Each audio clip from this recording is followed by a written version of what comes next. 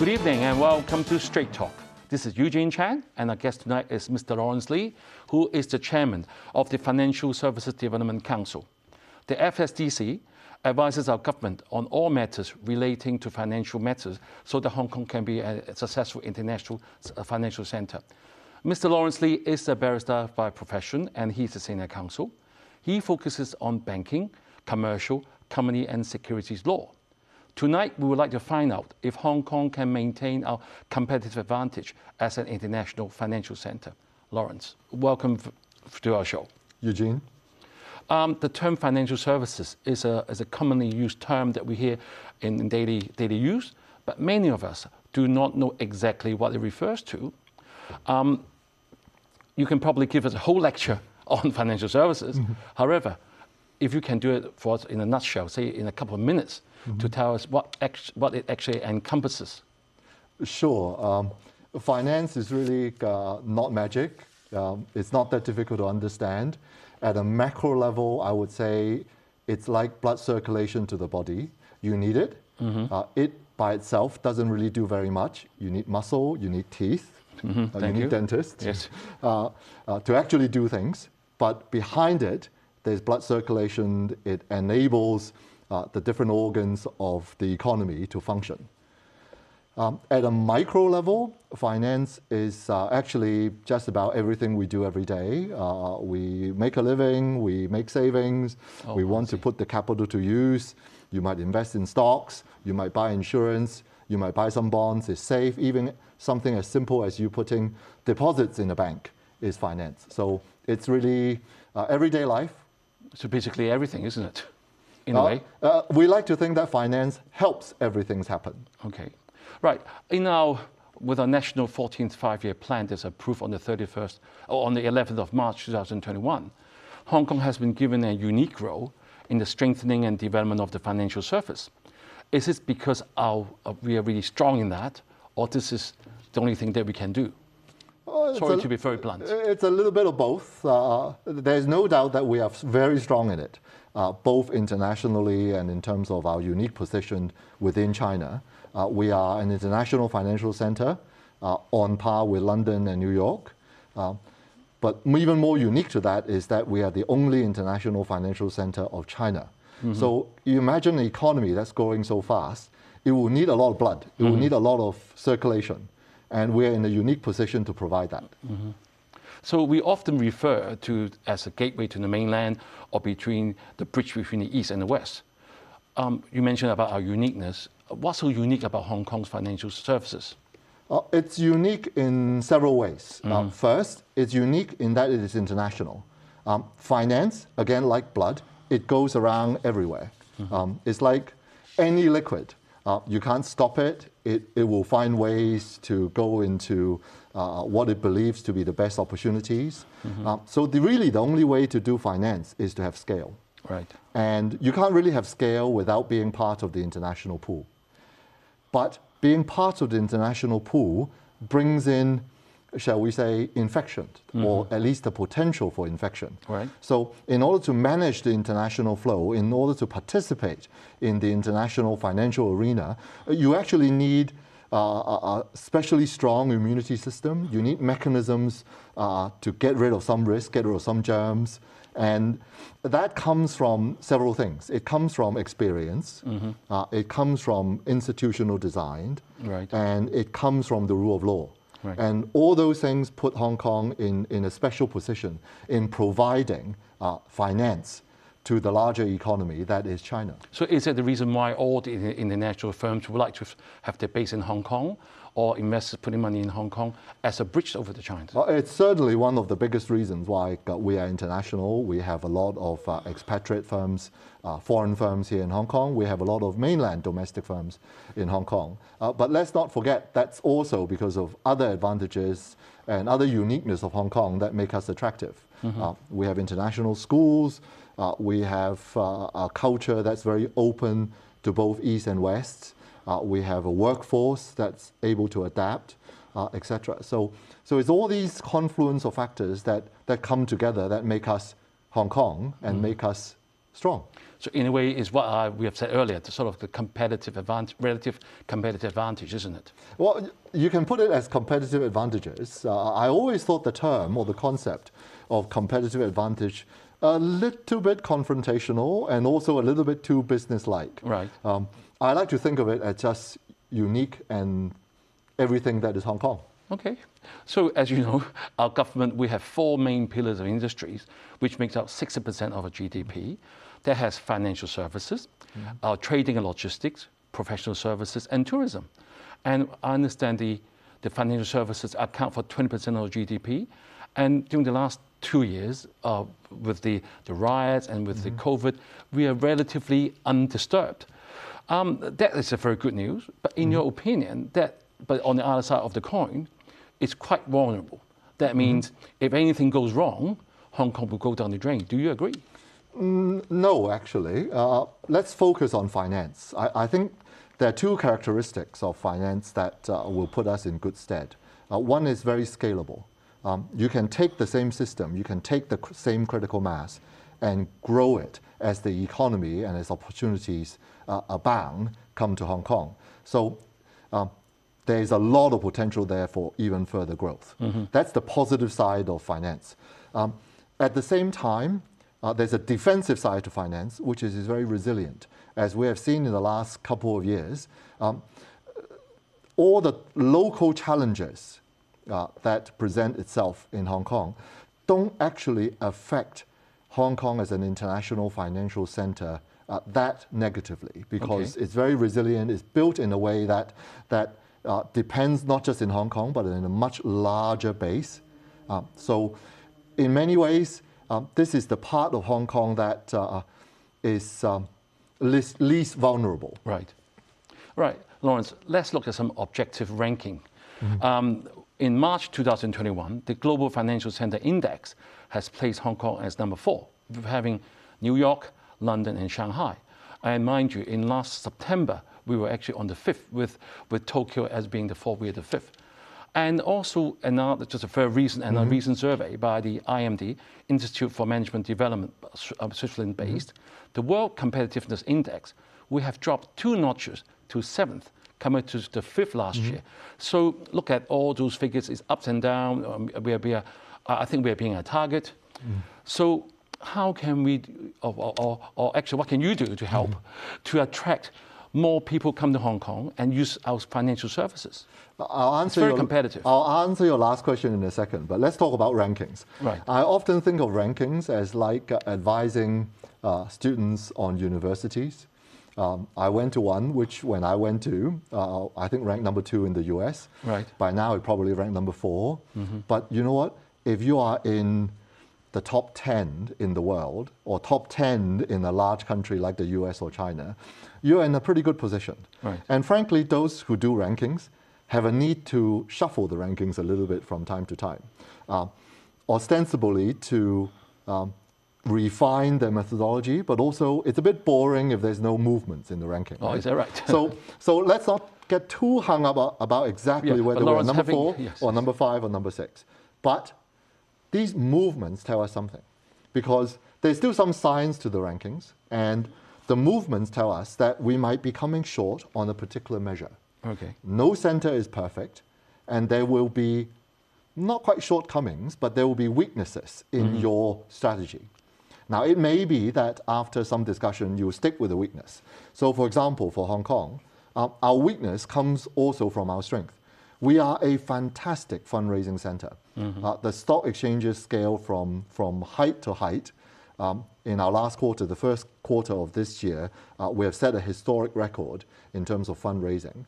But at the same time, you can't deny that if you have such a strong fundraising engine, it's going to attract a lot of talent there. I often use the analogy of if you are a top-notch financier and you're given the choice between doing fairly traditional IPOs and something really innovative like another version of crypto, what would you pick? Honestly, the rational choice may well be to pick the traditional industry or traditional financial sector because it's steady, It's actually more than steady. It's growing fantastically. And you are assured probably 5 years of very good bonuses. Whereas if you go to do the new crypto, it's a bit more risky. You'll probably say, oh, could I have the crypto on my portfolio too? But I'm going to delegate it to someone under me to look after. So that weakness of us being too good at one thing and therefore comparatively spending less time on the others, it's the boom and the bane. You can't have it both ways. Right, Laurence, thank you for the reassurance. Mind you, we used to be number 3 as well. So basically I can see a downward trend. And good that you mentioned the word talent. We will talk about that after the break. Let's come back.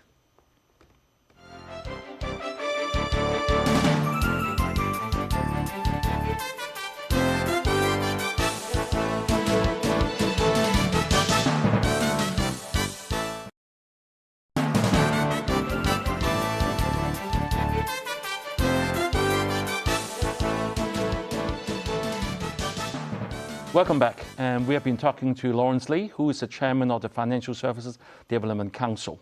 And in the first part of the show, we talked about what financial services are, basically a lot of things, and what are our uniqueness and what are the challenges. And we touched on the fact on talent.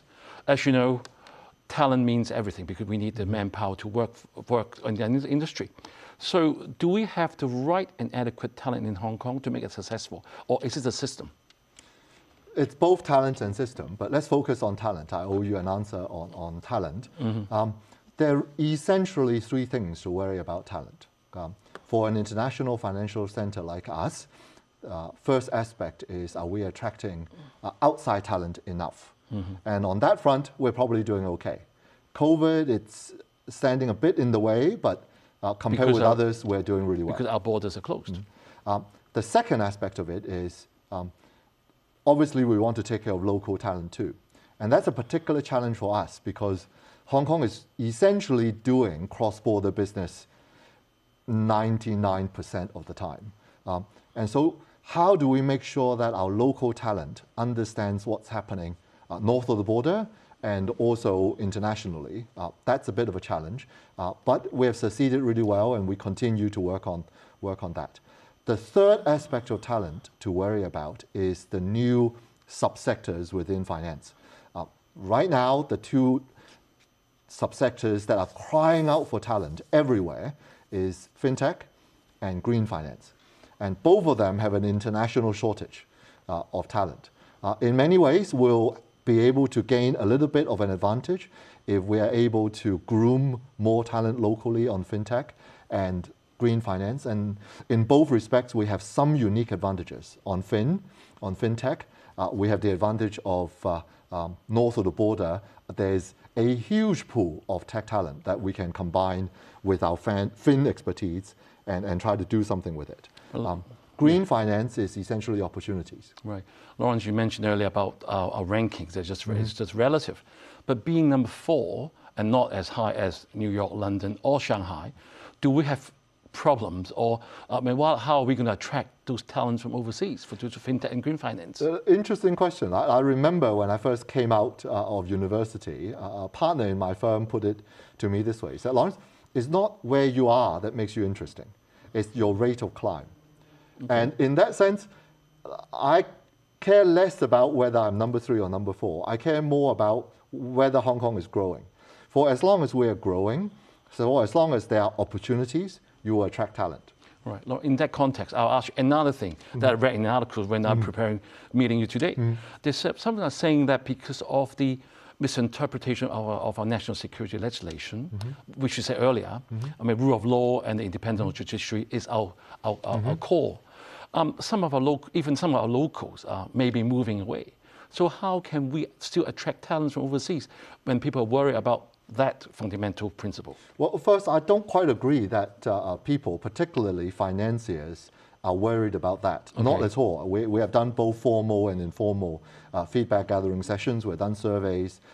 For as long as finance, which probably is most sensitive to rule of law in the short term of all businesses, we're actually not seeing particular concern about rule of law.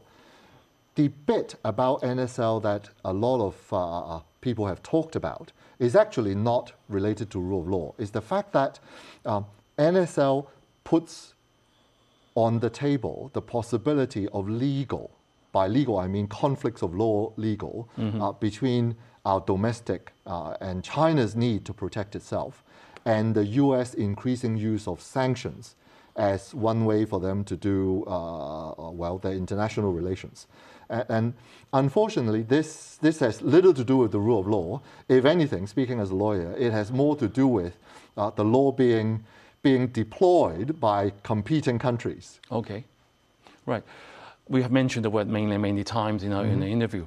So it looks like if we have our say, how would you want the central government to support Hong Kong further? I wouldn't even quite put it as supporting Hong Kong. If I have my say, I would point resolutely to how Hong Kong has a lot to contribute to the national economy. I earlier mentioned dual circulation. Yes. As China goes increasingly onto a dual circulation strategy that needs both the domestic circulation and the international circulation of the economy, Hong Kong can take our previous advantage in the international side of things and grow that into also a domestic advantage or a domestic experience. And that's really quite exciting. Right. Apart from that, are you worried about we all was kind of reading the news basically every day that there are tensions between the Sino and US relations at the moment. Are you worried Hong Kong may get caught in the crossfire, especially in the financial services? If you mean worry, whether that's something that we think about, yes, that's something that I do think about. But at the same time, you and I will know this saying, it will show our age, only the paranoid survives. Right. And financiers do that all day. They worry about everything possible because they all need to be factored in. And the changing relations between the US and China, and increasingly US is trying to pursue a multilateral strategy of its own, and China is pursuing a multilateral strategy of also its own. Those two will probably put us in a changing world. And in that sense, actually, both the upside and the downside to Hong Kong come from the same thing. The upside comes from the fact that this international relation, this geopolitical context is changing, and we have a lot to offer in this changing context. But at the same time, because of the changing context, there is going to be crossfire. I'm not going to deny that. And we therefore need to pursue the method of only the paranoid survives. Okay. We think about the crossfire every day, and we avoid being caught in the crossfire. But at the same time, it's exactly because of the occasional crossfire that we have a lot to offer. Right. To be more specific, the US has ended their preferential economic treatment of Hong Kong. And there's even talk of Washington, I've read from an article, that they could cut Hong Kong off from the US dollar payment system. I mean, this is quite controversial. I mean, so obviously this is going to affect the financial sector. Do you think that's a reality? Well, the first one, Hong Kong as a favored trading partner, in many ways doesn't actually affect finance that much. Hong Kong really hasn't been in real goods trade, other than there's a transition, there's an export-import intermediary for a very long time. So that's not the bit that really keeps us up at night. To the financial community, it's probably things like the second possibility that you mentioned. Yes. But at the same time, those are black swans. Now, I don't want to say black swans don't happen.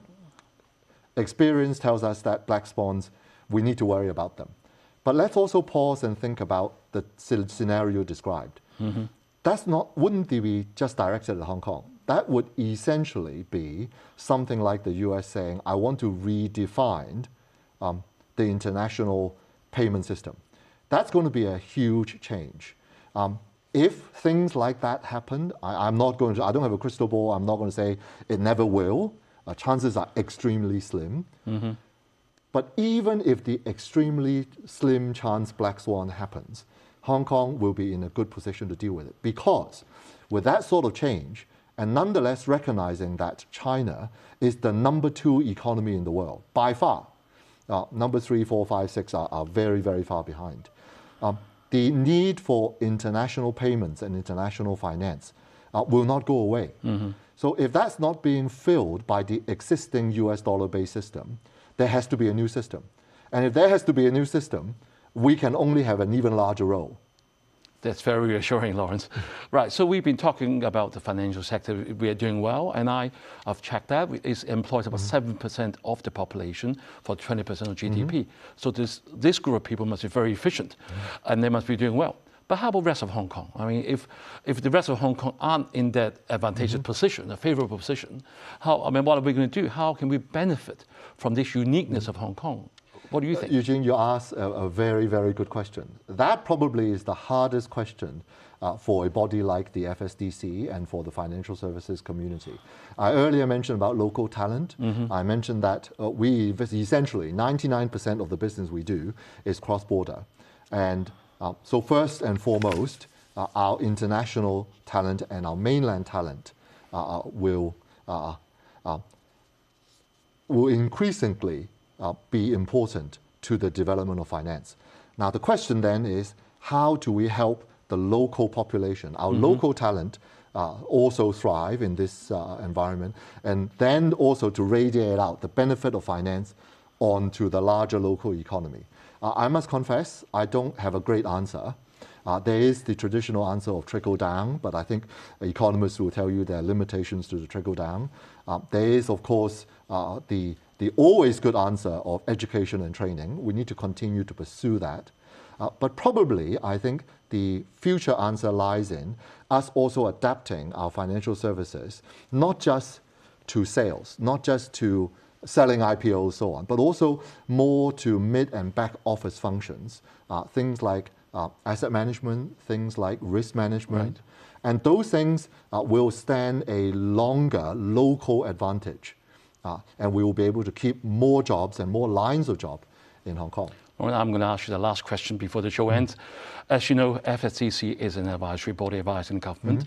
And I'm sure all our viewers will be very assured when listening to your interview tonight that everything is doing well. But, I mean, I've seen on many advisory committees. What if the government or other the regulators such as the Monetary Authority, the Exchange, the Insurance Authority, MPFA and SFC, what if they don't listen to you? Or actually, who decides the policy? Answer that in short. Well, the short answer is they do listen to us. We were, Great. After all, created by the government exactly to advise. So it would be a bit silly if they don't listen to us. Right. Okay, I think that's maybe all that we have time for tonight. And we have covered a lot of ground, Laurence. And thank you for a very interesting discussion. Pleasure. And I hope the viewers is more assured that Hong Kong will be able to, because of the uniqueness, will be able to stand well as an international financial center. And thank you for watching, and we'll see you next time. And have a good week and good night.